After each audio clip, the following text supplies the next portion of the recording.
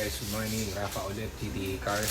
So, shoutout sa mga tropa natin buy and sell dyan. Marami pala nanonood sa ating buy and sell. So, thank you sa inyo. Salamat sa inyo. Siyempre, na-apekton tayo dyan sa mga nangyayari dyan. Kaya, siyempre, nag-aaral tayo, bibigay tayo ng reaction. So, today, gagawin ko, mag-aaral tayo. Papakita ko sa inyo yung sistema ko dito para ito yung it works for me na system. So, share ko sa inyo. May idea yung iba. So, ito lang naman yung para sa akin. Okay, so, tara, punta tayo sa block. Papakita ko sa iyo kung paano ang sistema natin, ha. Mo ka. Opo. Okay, sige. So, ang buy and sell kasi ganito. Tatry kong galingan, ha. Buy and sell to. Okay. Ito buy and sell. Tao, pogi. So, ito buy. Ito sell. Ito cash. Cash. Tapos buyer. Okay. Ganyan yan. Bibili to. Itong buy and sell. Bebenta niya. Cash. Buyer. Gets mo? Let's go. O ngayon, bakit kapag ka sinoli o may problema ang unit, a day pa lang o 7 days o 1 month, nagkakaproblema sila, Mark? Sabihin mo. Bakit? Ganito. Nakabiling kotse to, no? So ngayon, binalik niya kasi may sira dito sa seller. Okay? Ganyan. Ngayon, pag binalik niya to at may problem, eto si seller, magko-conflict sila, magka-clash sila dito sa gitna. Ba't sila nagkakaroon ng clash? Kasi, bakit? Kasi nasa gitna yung pera eh. So pag ito binalik niya, pera yan sigurado. Kung yan overhaul, yan ang endpoint ng buy and sell. Kapag ang engine mo is overhaul or tranny mo is sira, malaking pera yan. So magka-clash talaga kayo. Pero tanungin kita, kapag ka ito ba, si buyer ang problema lang nito kunwari isang pirasong spark plug. Isang pirasong spark plug na tigsi 700, mag-aaway pa ba kayo? Hindi naman, di ba? So, yung nangyari dun sa trending na buy and sell is nagka-problema sila kasi alam na nila sa isa't isa na for overhaul o for change engine yung unit na nabili ni buyer. So, magko-conflict sila kasi papunta rito yung buyer. Di naman to, eto bumili lang. Eto naman nagbenta lang. Sa gitna niya pera. Di ba? So, magka-clash yan kahit anong gawin mo. Magka-clash yung dalawang yan. Hindi po pwede dahil yan sa cash. Dito. Yan. Okay. So, ngayon, paano natin nagagawa yung sistema natin? Kasi, anong nangyayari kasi minsan, eto si buy and sell, di ba? O, maraming buyer. Sabihin mo ng, maraming buyer, no? Sabihin mo ng marami tong nabenta. Sabihin mo ng kahit problema. Ito, kunwari 5, no? 3 yung buyer na sablay. Buyer, sablay. Yes, sabi mo sablay. Sablay. Sablay. Ito gawa. Okay. So, 3, sablay. 2, pasok. Kita siya. Ang mangyari ngayon, ito, ang ina-upgrade kasi minsan ng buy and sell, lifestyle niya. Ginto, kotse, kaibangan. So all about the bling. Ganon. Dapat ang upgrade mo is yung shop, yung negosyo. Pag-aralan mo to. This one itself. So, ang i-blame nito, wala, kahit ano i-blame nito, wala namang rule book ang buy and sell na nakalagay, na, ano mo tawag dito, within 24 hours na pag nabili mo yan, walang ganung rule book. Walang ganun. Panahon pang ni Kopong-Kopong yun eh. Ngayon, kung ordinary kang buy and sell, ganyan naman talaga yan eh. So, ang ginawa ko kasi dun sa atin, ganito. Papakita ko sa iyo kung paano mawala lahat ng problema ng buy and sell. So, ito naman yung sa atin.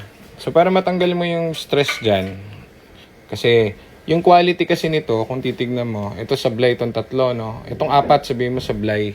So, ito pasok naman. So, dapat yan, imbis na ina-upgrade mo yung sarili mo o yung lifestyle mo, dapat binabato mo dun sa shop kung saan ka kumikita ulit.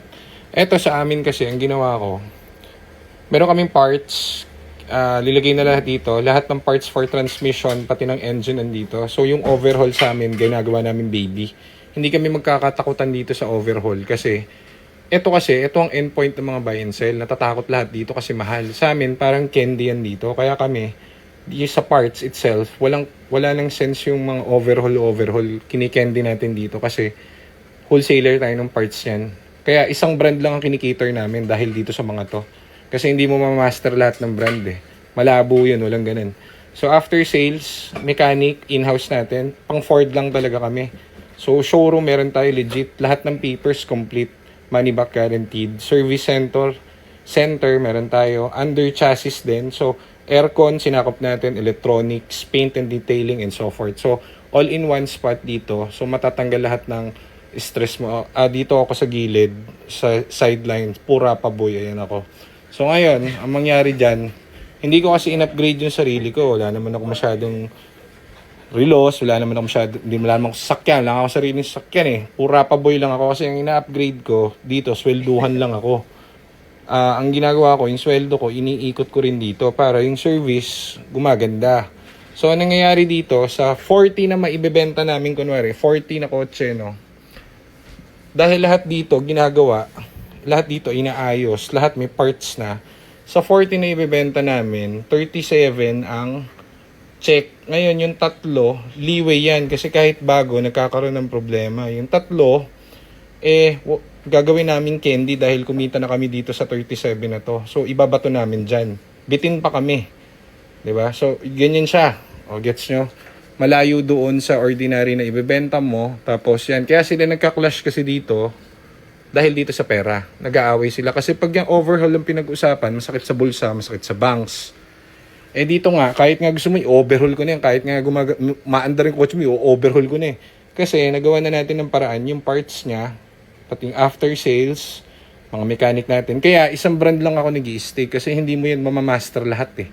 So pag kunwaring meron kang Mazda, meron kang Toyota, binibenta mo, tapos meron kang Samyong, meron kang Bibo na kotse, hindi mo naman lahat mamamaster yun. Hindi mo makukuha yung mga parts yun. Kaya sa Ford lang kami nag-focus kasi dyan lang kami maalam. So, ganyan yan. So, yan. Nagets nyo ba? Parang ganyan yan. In-all-in ko na. So, wala kang stress dito. Kaya kahit dito, kahit 1 month, kahit 2 months, baby ang warranty mo. Kasi, gagawin namin candy yan. Kumbaga sa nagtatrabahong tao, kunwari sa tatrabahong tao, meron kang ilang bang araw sa isang buwan? 32? 31 na. 31. 30. Minsan may 32 eh. O 31. Kunwari, pumasok ng 31 days tong tao. Di ba meron dyan, may sick leave, kunwari, 2. Ito, 31 yung pasok eh. Yung 2, kumbaga bitin pa kami. Sa 37 na na-release na, sa 40 na na-release nating kotse, 37 all goods. Ngayon, kahit nga bago, magkaka-problem 3. Di ibigay mo yung 3 doon kasi hindi naman tayo malulugi eh. Gets? Panalo na tayo dito. So kahit nga mag-5 ka pa dyan o 6 eh.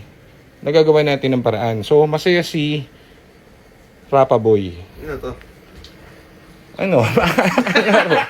Yan, nagets nyo ba? Ayan ang ano. Yan ang magiging batayan yung mga buy and sell ha.